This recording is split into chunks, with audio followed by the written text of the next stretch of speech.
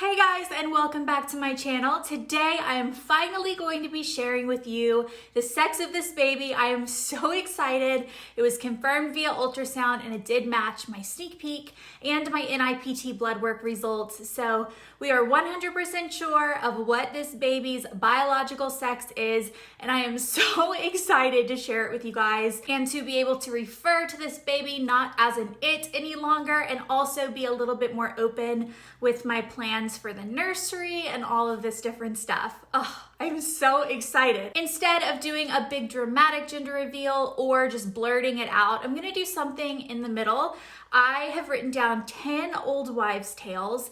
Obviously, these aren't scientific, they're 50-50, but I still think that they're fun, and we can do a little tally of boy versus girl. And then I'm also going to look it up on the Chinese gender calculator that was accurate for James, so I'm curious to see what it says for this baby. And then at the end, I also purchased this gender prediction kit from Amazon. This is a urine test, and it says it can be used as early as 5 weeks into your pregnancy. Again, this is kind of like a joke product. I really don't think that it's accurate. It's 50-50 again, but I still thought it'd be fun to do. And then at the end of the video, I will be sharing the actual sex of this baby. I do want to do a quick disclaimer before we get started that I do know that gender and sex are two different things. I might refer to them interchangeably throughout this video, but I do know that the biological sex of this baby does not mean that it is going to identify with the gender that is being assigned to it. So I'm a very open-minded mama. If this baby comes out and does not want to match the biological sex we are assigning to it, that is fine. I do know they're two different things, but until this baby decides otherwise, I am going to be referring to it as the sex determined in this video. Before we get started, I do want to thank the sponsor of today's video, Ritual Prenatal Vitamins. I've been using Ritual Prenatal for a couple of years now. I highly recommend them, and one thing that I found in this pregnancy is that it's actually easy on morning sickness. The science behind it is that it's meant to dissolve later. So instead of dissolving in your stomach like a lot of vitamins do, it will actually dissolve in your small intestines, which is the ideal location for nutrient absorption. So this is going to help you not get sick. You can even take it on an empty stomach. Also, they have capsule-in-capsule technology, which allows them to put your omega-3 DHA oil inside of your prenatal vitamin so that you're taking less vitamins. You take 2 of them a day, any time of the day, and it is all going to be there. You can trace the decision-making process behind each of their ingredients, finding out where they source it from and why, as well as the environmental impact. They're vegan-friendly, non-GMO, allergen-free, gluten-free, and contain no added sugar. And if you're not pregnant or trying to get pregnant, they do have a women and men's multivitamin, a teen vitamin, a 50+ vitamin, and a postnatal vitamin. It's just over $1 a day to get 12 essential nutrients for your body and your baby delivered straight to your door with no strings attached. If you want to try Ritual, you can go to the link below and use the code Fowler for 10% off your first 3 months. Thank you so much, Ritual, for sponsoring another video. I love partnering with you. I love using your product, and I know everyone will love it too. So definitely check the link below. Use the code Fowler for 10% off your first 3 months. All right, let's get into the old wives' tales. I'm gonna do a little tally, boy versus girl, and at the end of this, we will see which one is winning. The first one is, if you are craving salty or savory foods, you are said to be carrying a boy. And if you are craving sweet foods, you are said to be carrying a girl. I have been 100% craving savory and salty foods, a lot of breakfast foods. I would pick an order of French fries over a cake any time of the day, so that is a point for boy. The next one is, are you experiencing morning sickness? If you are, you're said to be carrying a girl, and if you're not, you're said to be carrying a boy. I am having horrible morning sickness, worse than it was with James, so that is a point for girl. Okay, here's a funny one. If you are moody, you're said to be carrying a girl, and if you're more mellow, you're said to be carrying a boy. So I thought about this to myself, and I decided that I'm feeling pretty mellow, pretty happy this pregnancy, which would be a point for boy. However, I asked Alex just to get an unbiased opinion, and he said moody. What he actually said was, well, you're moodier with this pregnancy than you were with James. And I said, well, that's not the question. The question is, are you moodier than you are when you're not pregnant? And he got a really confused look on his face, like he was trying to figure it out. I think he was still gonna say moody, but he didn't know how to say it. So we're gonna have to go with moody because it's less biased than my own opinion. So that is another point for girl. Next one is your complexion. If you are glowing, you're said to be carrying a boy. And if you are breaking out, you're said to be carrying a girl, because they say girls steal your beauty while boys make you more beautiful. I know that that's really silly. Anyway, I've been glowing. I haven't had any breakouts this pregnancy, so that is a point for boy. Next up is the heartbeat. If your baby's heartbeat is above 140 beats a minute, you're said to be carrying a girl. And if it's below 140 beats a minute, you're said to be carrying a boy. This baby has had a heartbeat above 140 beats a minute every time we've checked it, so that is a point for girl. This is another one I had to ask Alex. They say that if your partner is experiencing a lot of sympathetic pregnancy symptoms or gaining weight, you're said to be carrying a girl. And if your partner is independent and not having anything to do with your pregnancy in terms of their own body, you're carrying a boy. So I asked Alex, and he said he's having all sorts of sympathetic pregnancy symptoms, so that is a point for girl. If you are experiencing more headaches than normal, you're said to be carrying a boy. And if you're not, you're said to be carrying a girl. I have been having a lot of headaches, and I am not typically a headache-prone person, so that is a point for boy. If the shape of your belly is said to be round and all in the middle sticking out, you're said to be carrying a boy. If it's wider and more spaced out around your middle, you're said to be carrying a girl. I am carrying all in front, so that is a point for boy, which really goes to show that this truly is just for fun, and it is 50-50 on what you're going to get.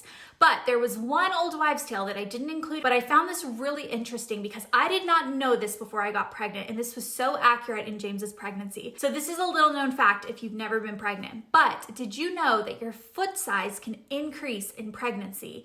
And the old wives' tale says if it does, it's a boy, and if it doesn't, it's a girl. And my foot size went from a solid 8 my whole life since I was finished growing at age 18. I have been a size 8 to an entire foot size bigger, to a size 9 after my pregnancy with James.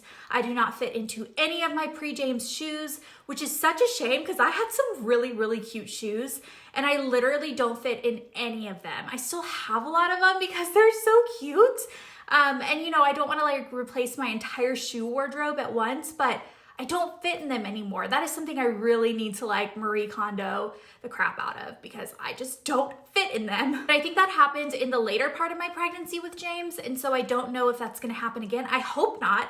I hope if your foot size increases in pregnancy, it's done after one time because I don't want it to grow anymore. I've already had to replace way too many pairs of shoes. Next up, as a tiebreaker, we have the Chinese gender calculator.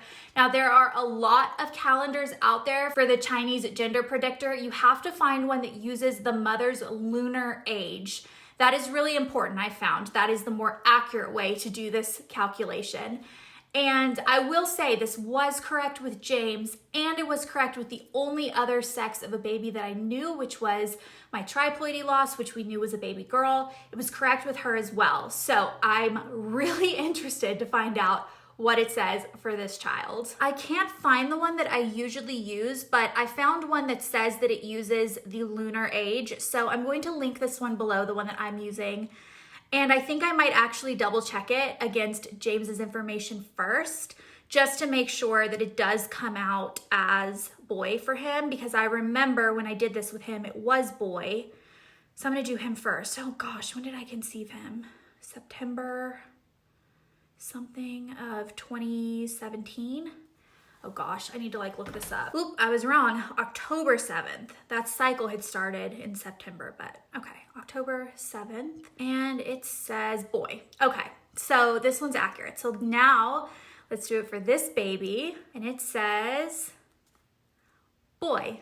So we have our tiebreaker. And then I'm also gonna do this P one, which, quick disclaimer, I got this on Amazon Prime. It was $14.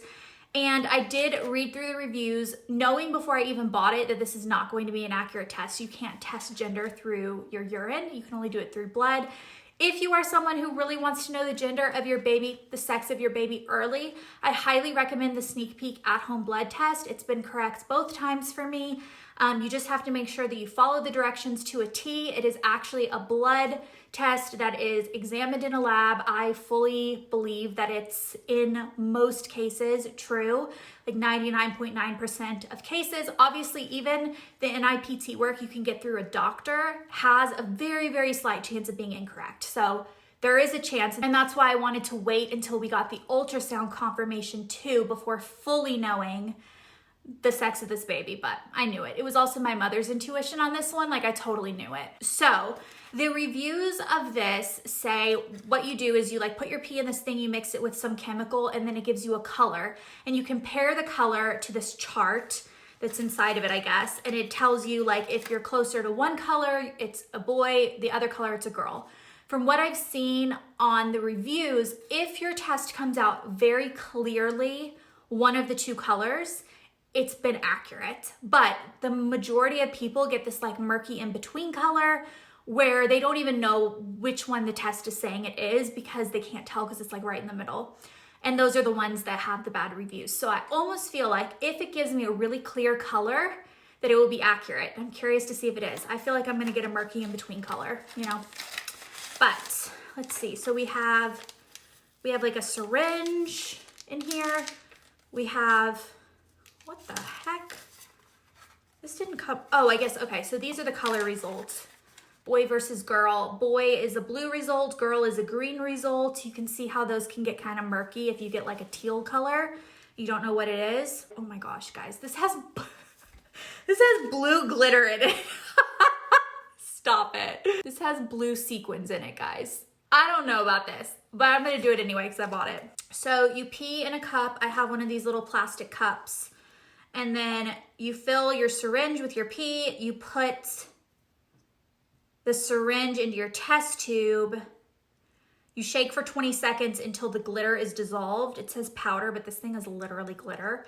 And then you match the color to the chart. So I don't need to pee yet, you guys. I peed right before this video. Okay, I'm gonna try to pee. I don't think you have to pee that much for this. I got it. So now I'm removing the cap. I'm gonna put my syringe of pee in here, and then you shake it for 20 seconds or until the glitter dissolves. Ooh, so far it's a really specific color. We'll see. Oh man. Oh yeah, wow, okay. I'm one of the people that have a very specific result, so that's interesting. Okay, I think it's all dissolved. So my result, remember, we're looking for a green or a blue. My result is green, pretty solidly green. My result says girl. So now we are truly split. Are you guys ready to know what this baby is? Because I'm so ready to tell you guys. Before I say it, I want you guys to write a comment below telling me what your guess is based on this video and any feelings you have. If you want, you can tell me why you think that.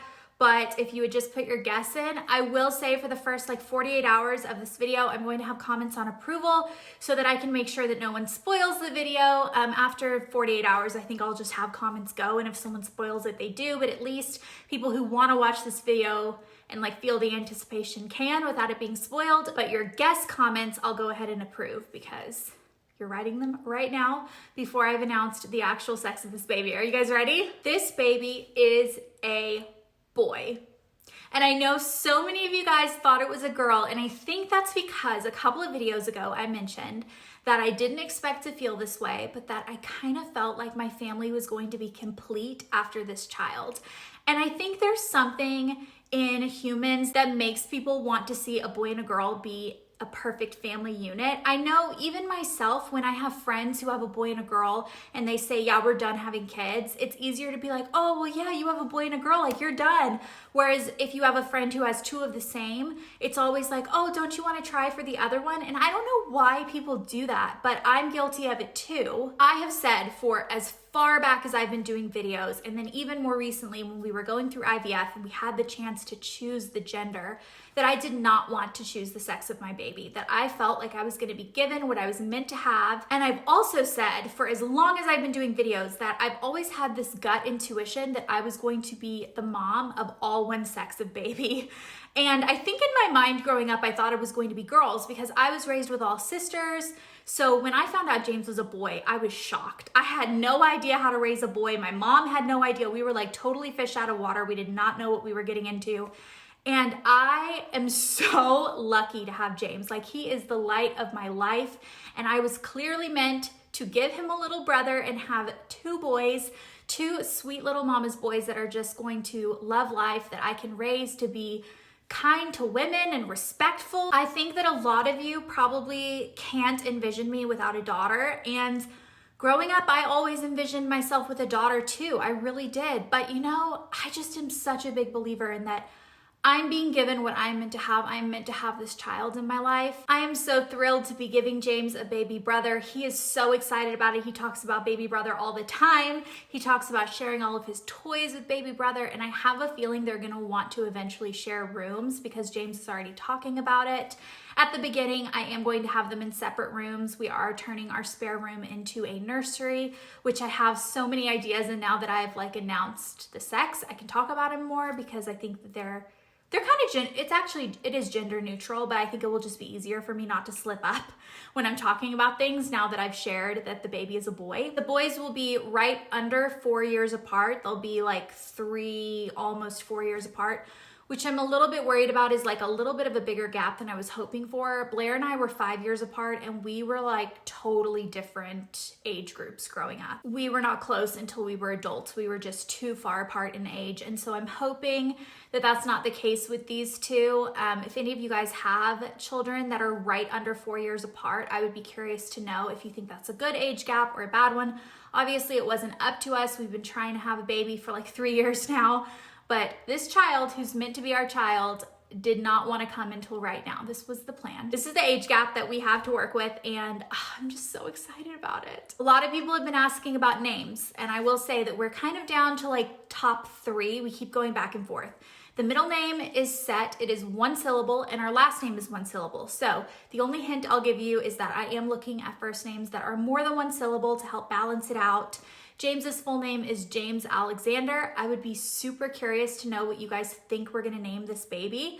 Put your guesses below. I'm curious to see if any of you guys come up with one of our top 3 names, or maybe you'll give me a suggestion that I haven't even thought of, and maybe it will become high on our list. So yeah, it's not set yet, so leave your guesses below. Thank you so much for watching this video. Thank you, Ritual, for sponsoring this video. I really appreciate it, and I will see you guys with my next one. Goodbye.